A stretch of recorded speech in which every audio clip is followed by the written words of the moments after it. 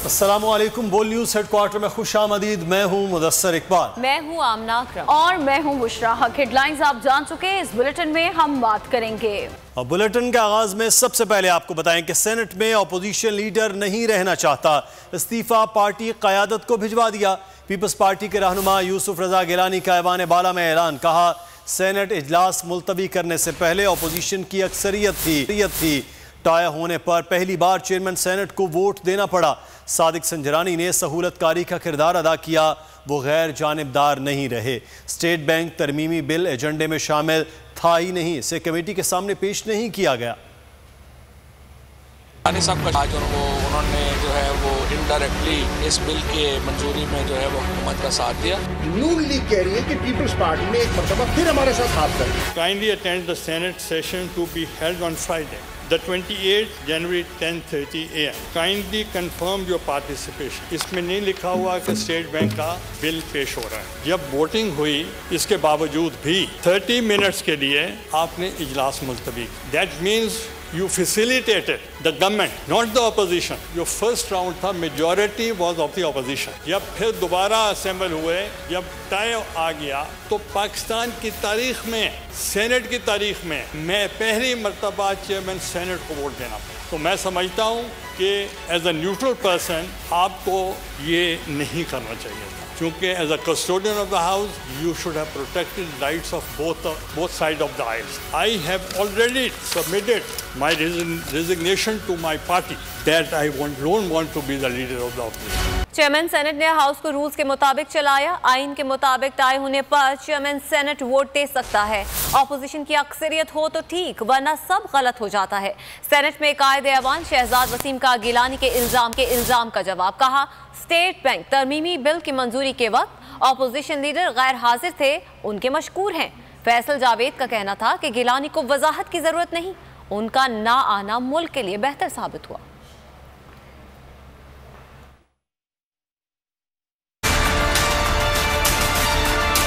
आप अगर यहाँ बैठे हैं तो आप इस हाउस को चला रहे हैं। आपकी एक तरफ तो न्यूट्रल पोजीशन है, आपकी सबसे बड़ी जिम्मेदारी ये है कि आपने हाउस को रूल्स के मुताबिक चलाना। 240 रूल क्लियरली कहता है, द चेयरमैन और the person presiding shall not vote except in the event of an equality of votes.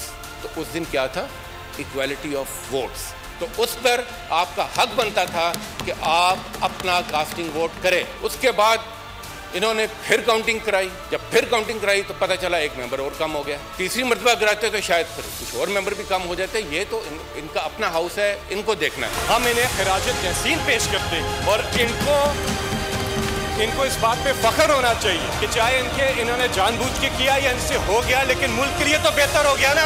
जो चीज मुल्क के लिए बेहतर हो गई, उस पे एक्सप्लेनेशन कतई नहीं बनती। यूसुफ रजा गिलानी के मुस्ताफी होने के ऐलान पर फवाद चौधरी का रद्द अमल सामने आ गया। ट्वीट में ये कहते हैं कि पीपल्स पार्टी रहनुमा यूसुफ रजा गिलानी शरीफ आदमी है, इस्तीफा बिलावल भुट्टो या आसिफ जरदारी को देना चाहिए था। वफाकी वजीर का ये कहना था कि बिलावल और जरदारी के कहने पर पीपल्स पार्टी के सेनेटर्स सेनेट इजलास में तशरीफ नहीं लाए थे। नून लीग और पीपल्स पार्टी के सीनियर रहनुमा अपनी जमातों की लीडरशिप और उनके करतूतों से परेशान और शर्मिंदा है। अपोजिशन जमातों में तब्दीलियों के सफर को खुश आइंद करार दिया।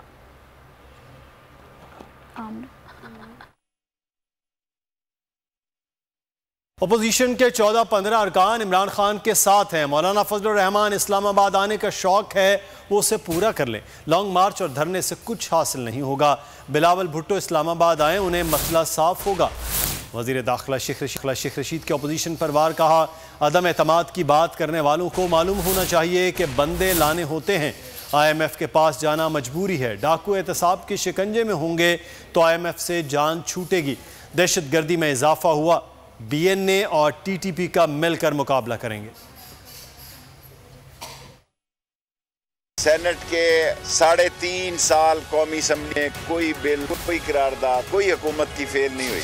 अपोजिशन को कहीं कामयाबी नहीं हुई और अपोजिशन को ये ख्याल रखना चाहिए ये 14-15 आदमी जो हैं ये अंदर से इमरान खान के साथ हैं। बाकी सब पार्टियों को संगीनी का, हालात की संगीनी का अंदाजा है। फजल रहमान साहब आए, शाम को आएंगे। बिलावल कहता है वो आएगा और मौसम अबर आलूद होगा, कोई अबर आलूद नहीं होगा। बिलावल साहब आए हैं, आप 27 को आए, मतला साफ होगा। ना धरने में कुछ होगा, ना लॉन्ग मार्च में कुछ होगा। और आप पहले पूछ रहे थे कि ना इमरजेंसी का मुझे पता है, ना सदारती निजाम का पता है। जिन लोगों ने कहा है कैबिनेट में ये कोई बात नहीं आई। इमरान खान ने फौज, जर्नैलों और अदलिया को धमकी दी है, वो कौम को बताएं बाहर आकर वो किस तरह खतरनाक होंगे।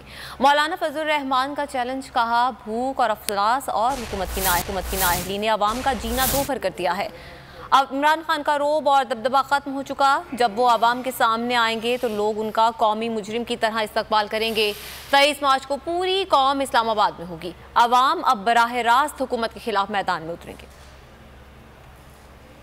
किसके लिए खतरनाक होगा? यानी जिस तरह हुक्मरान होते हुए वो खतरनाक है और मुल्क को भूख प्यास और अफलास की तरफ धकेला है, जब बाहर आएगा तो और खंगाल करेगा। या ये कि वो फौज को थ्रेट करना चाहता है, जर्नलों को थ्रेट करना चाहता है कि अगर आपने मुझे निकालने की कोशिश की, या अदालत को कहना चाहता है कि अगर आपने मुझे निकालने की कोशिश की तो मैं खतरनाक साबित होऊंगा। मेरे ख्याल में उसका वो रोब दबदबा खत्म हो चुका है और इंशाल्लाह वो मैदान में उतरेगा तो फिर लोग एक कौमी मुजरिम की हैसियत से उसका इस्तकबाल करेंगे और उसको किशमिश पेश करेंगे। हमने 23 मार्च को पूरे मुल्क के कोने कोने से कौम को दावत दी है। इंशाअल्लाह 23 मार्च को पूरी कौम इस्लामाबाद में होगी। तमाम सियासी जमातें उसमें शामिल होंगी। जो इस हुकूमत की नाअहलियाँ हैं और इसका बोझ पूरी कौम उठा रही है, भूख प्यास, अफलास, महंगाई और गरीब आदमी का जीना दोभर कर दिया है। PDM जरूर क़यादत करेगी, लेकिन अवाम बराह रास्त ऐसी हुकूमत के मुकाबले में मैदान में उतरेगी इंशाअल्लाह। वज़ीर ख़जाना का कड़ा एहतसाब। इस्लामाबाद हाई कोर्ट ने इसाक डार की अहलिया की लाहौर में घर नीलामी के खिलाफ दरख्वास्त मुस्तरद कर दी।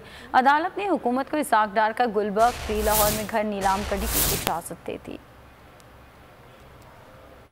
इसाक डार की टेंशन खत्म न हुई, अदालत का घर नीलाम करने का हुक्म। हुकूमत नीलामी के लिए मुस्तहकम। इस्लामाबाद हाई कोर्ट में इसहाक डार की अहलिया की दरख्वास्त पर समाअत हुई। अदालत ने घर पर तबस्सुम इसहाक डार का दावा मुस्तरद करने का फैसला बरकरार रखा। अदालत ने घर की नीलामी पर दिया गया स्टे ऑर्डर भी खत्म कर दिया। तबस्सुम इसहाक डार ने दरख्वास्त में मौक़िफ़ अपनाया था कि गुलबर्ग 3 लाहौर का घर मेरी मिल्कियत है। इसहाक डार ने 14 फरवरी 1989 में घर मुझे तोहफे में दिया था। एहतसाब अदालत ने घर पर मेरे दावे की तहकीक किए बगैर हुक्म जारी किया। एहतसाब अदालत ने इसहाक डार का गुलबर्ग 3 लाहौर का घर 7 नवंबर को जब्त करके नीलाम करने का हुक्म दिया था, जिसके खिलाफ इसहाक डार की अहलिया तबस्सुम इसहाक ने दरख्वास्त दायर की थी।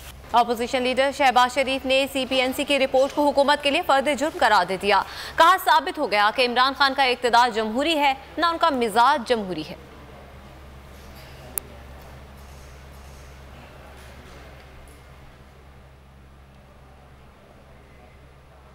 पाकिस्तान मीडिया फ्रीडम रिपोर्ट 2021 का इजरा कायदे हिज़्ब इख्तिलाफ शहबाज शरीफ ने मंदरजात को हुकूमत के खिलाफ हथियार बना लिया। कहा CP&E रिपोर्ट चश्मकुशा हक़ाइक़ पर मबनी है। मंदरजात की तफसीलात बयान करते हुए शहबाज शरीफ ने कहा रिपोर्ट गवाही है मौजूदा हुकूमती निज़ाम फसाइयत और आमरीत का तसलसल है। अपोजिशन लीडर ने खदशा जाहिर किया ऐसी रिपोर्ट के बाद पाकिस्तान का GSP+ स्टेटस बाकी रहेगा, ना गैर मुल्की सरमायाकारी आएगी। शहबाज शरीफ ने अपील की जमहूरियत आइन और अवाम दोस्त सियासी जमातों को मीडिया फ्रीडम रिपोर्ट पर संजीदगी से गौर करते हुए मुस्तकबिल का लाहे अमल तैयार करना होगा। सब्सक्राइब करें और बेल दबाएं ताकि कोई खबर रह न जाए।